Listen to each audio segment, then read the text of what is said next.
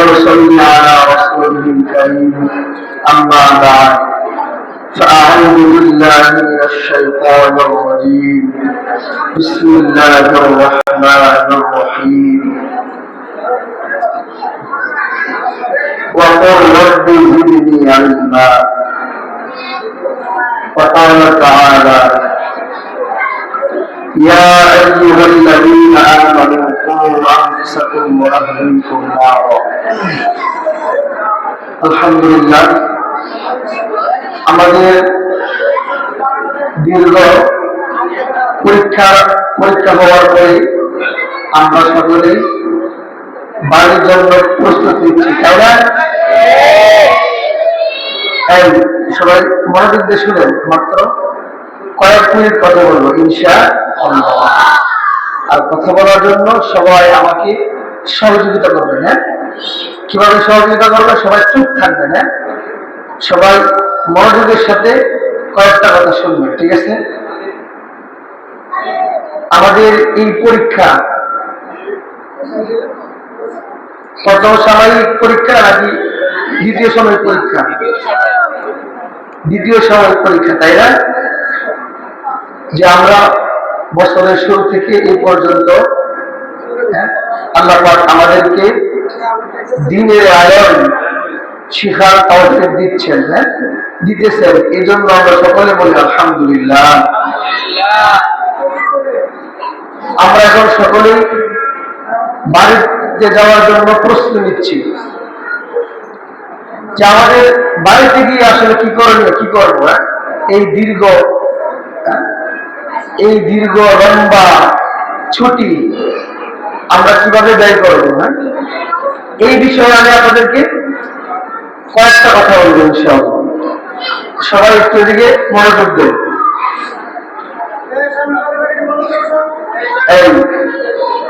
আমরা যারা হেফজখানায় পড়াশোনা করি,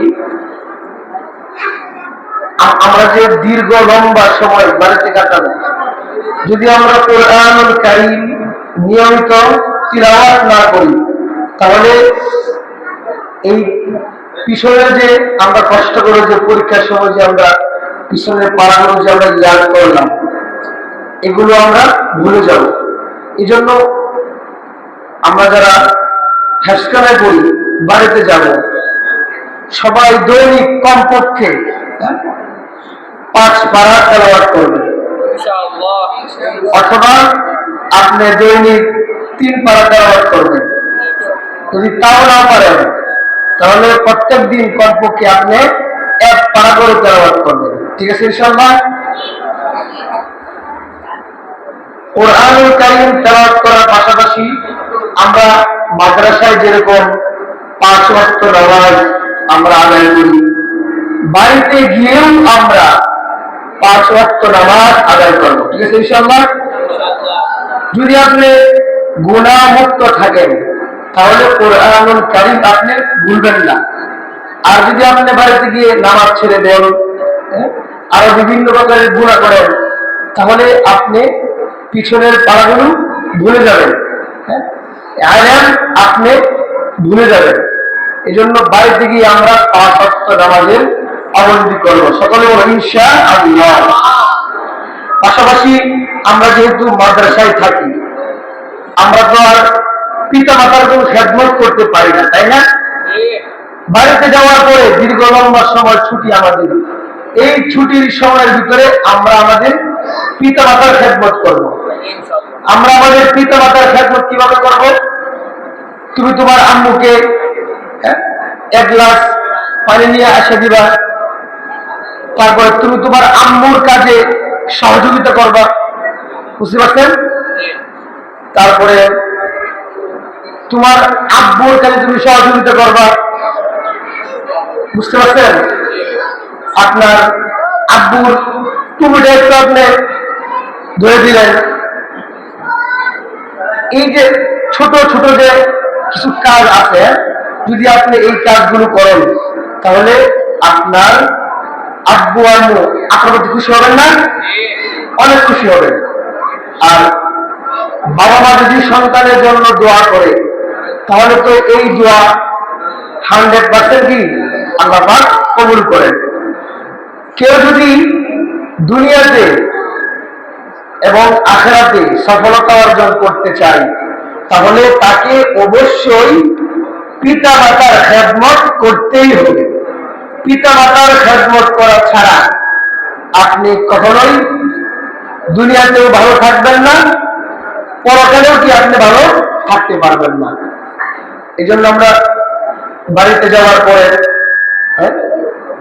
আপনি মাদ্রাসায় যেভাবে আপনি চলাফেরা করছেন, 5 ওয়াক্ত নামাজ আদায় করছেন, এইভাবে কি করবেন? বাড়িতে চলাফেরা করবেন। আর পাশাপাশি আব্বু আম্মুর খেদমত করবেন। এলাকাবাসী কি করবেন? খেদমত করবেন। কিভাবে? আপনি যেই মসজিদে নামাজ পড়তে যাবেন, এই মসজিদে আগে যাবেন, আগে গিয়ে একটু মসজিদে কি করবেন? ঝাড়ু দিবেন, বুঝতে পারছেন? তারপরে যদি সুযোগ হয় তাহলে আযান দিবেন।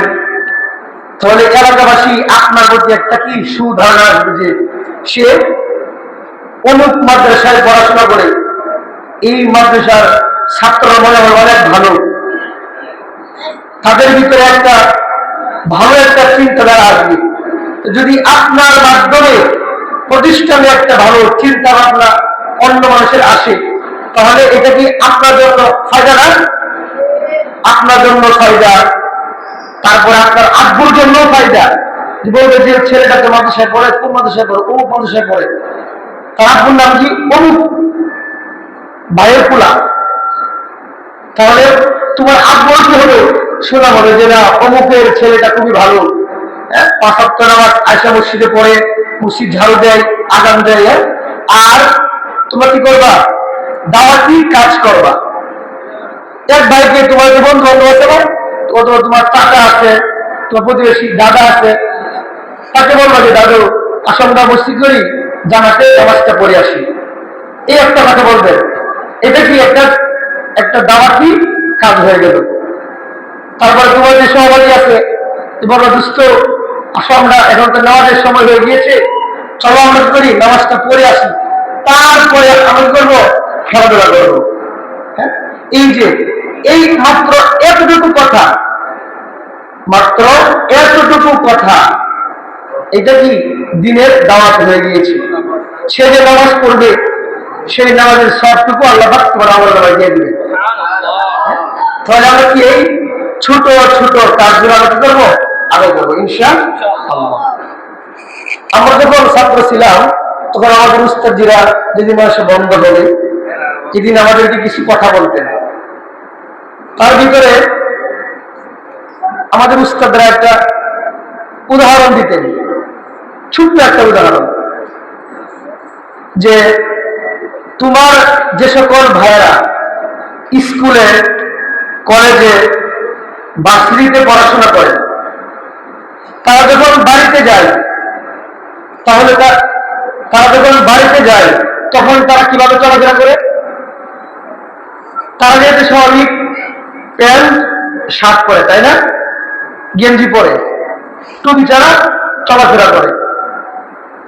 তো তারা যখন বাড়িতে যায়, বাড়িতে যাওয়ার পরে তারা তো এই পোশাকই ব্যবহার করে, তাই না?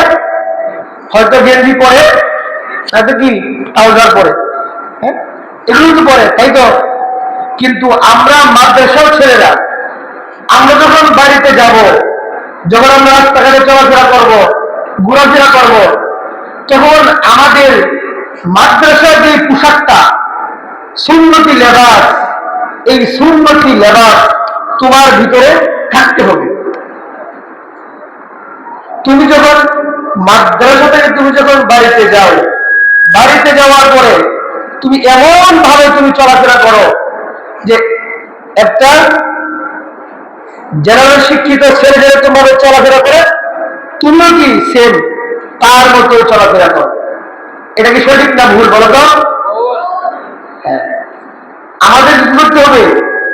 আমাদের যে সুন্নতি লেবাস, এটা ঠিক রাখতে হবে। হ্যাঁ, তুমি বাড়িতে খেলাধুলা করো, কোনো সমস্যা, তুমি তোমার মাথায় টুপি রাখো, যখন তোমার খেলা শেষ তখন তুমি পাঞ্জাবি, টুপি, পায়জামা এগুলো তুমি পরো, পরে তুমি রাস্তাঘাটে চলাফেরা করো। কিন্তু না, আমরা কি করি?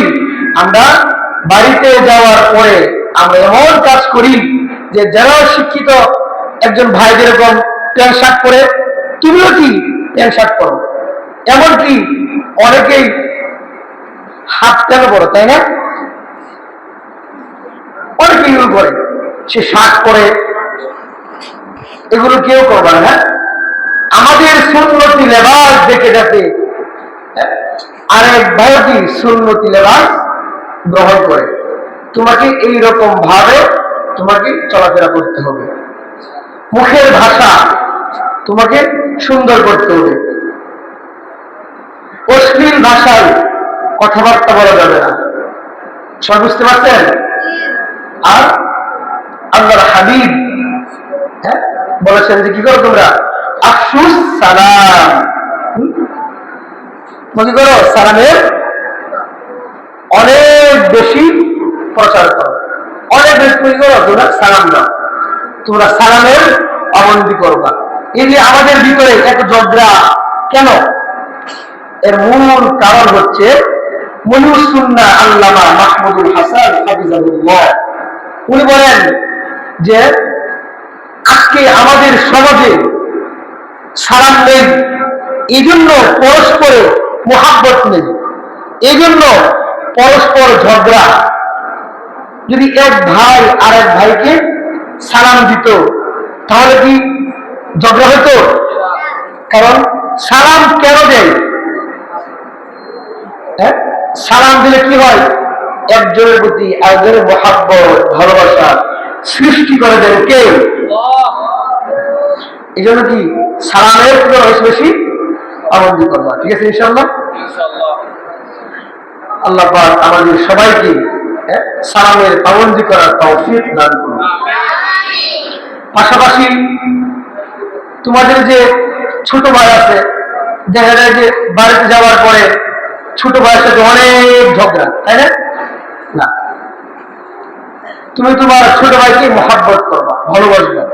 তোমার যে বড় ভাই থাকবো, বড় বোন থাকবো, ছোট বোন থাকবো, তাদেরকে অনেক বেশি মহাব্বত করবা, ভালোবাসবা।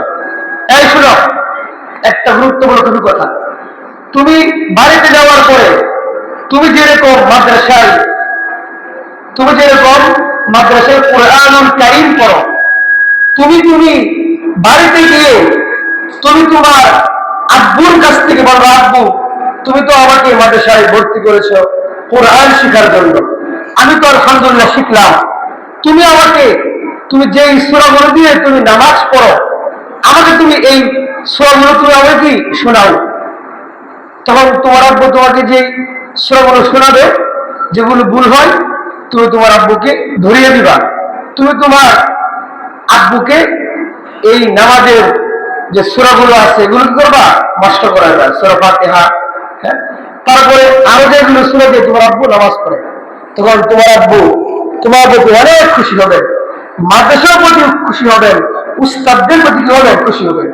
তুমি তোমার আম্মু কি করবো, আম্মু তুমি যে নামাজ পড়ো সূরা ফাতিহা আমাকে শোনাও, তারপরে তাশাহুদ, দুরূদ শরীফ, দোয়া মাসুরা, এগুলো তুমি আমাকে কি করো, শোনাও, দোয়া কুনুত, এগুলো তুমি আমাকে শোনাও। দেখবা তোমার আব্বু তোমার আম্মু এগুলো তোমাকে শোনাবে, তখন তুমি তোমার আব্বু আম্মু কি করবা, এগুলো মাস্টার করা যাবে। ঠিক আছে ইনশাআল্লাহ।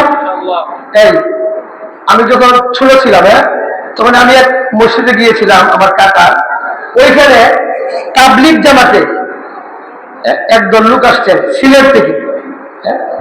ওইখানে এক লোক বলতেছে যে আমার যে সূরা ফাতিহা হয় না, আমি যেগুলো দিয়ে নামাজ পড়ি এগুলো হয় না, অথচ আমি আমার ছেলেকে হাফেজ বানাইলাম, আলেম বানাইলাম, আমার ছেলে তো একদিনও আমাকে বলে নাই আব্বু তুমি তোমার সূরাটা আমাকে শোনাও, সূরা ফাতিহাটা আমাকে শোনাও, তুমি যেগুলো দিয়ে নামাজ পড়ো এগুলো আমাকে শোনাও, তাশাহুদ শোনাও, দুরূদ শরীফ শোনাও, দোয়া মাসুরা এগুলো আমাকে শোনাও, একদিনও আমাকে বলে নাই।